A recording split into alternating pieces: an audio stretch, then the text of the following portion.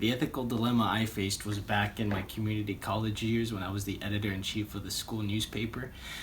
So we had a reporter who covered a workshop. I believe it was about, I forget the specifics, but it was something related to human trafficking and being a victim.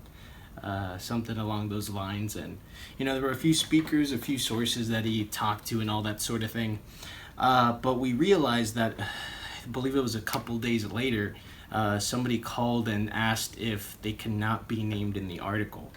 And they didn't really cite specific reasons. They just were very vague, and they really requested that they not be named. They mentioned the reporter and how they were interviewed, but they just didn't want their name out there. And so I, without information, told the person over the phone that once you're on the record and once you've submitted information, it's really hard to rescind what you said without really having a proper case.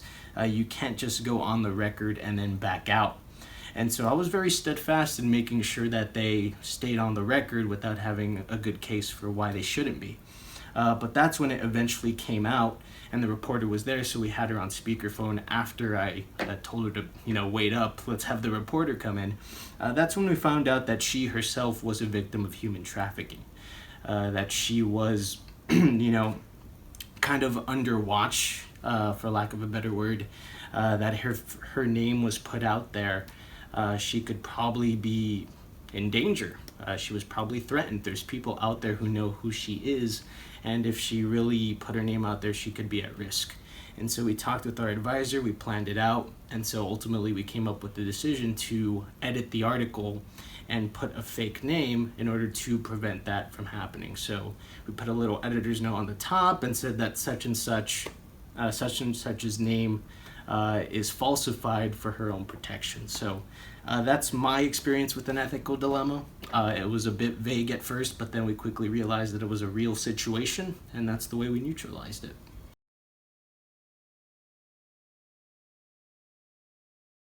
It was really trying to analyze the situation, whether or not it was really worth publishing it with a real name when she revealed, because obviously the nature of human trafficking is very serious.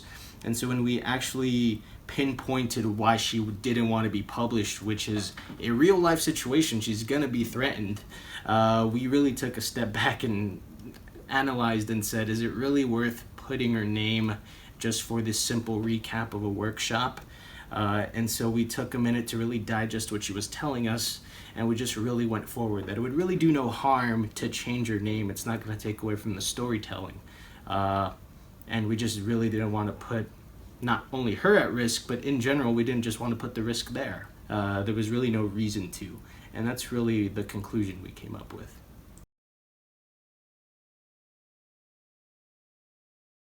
None at all.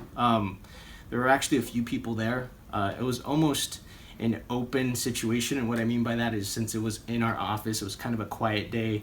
It was over speakerphone. We had a few people there aware of what was happening, but no backlash. They were all aware of the situation. They were all on board with it, and it actually went as ideal as it could have.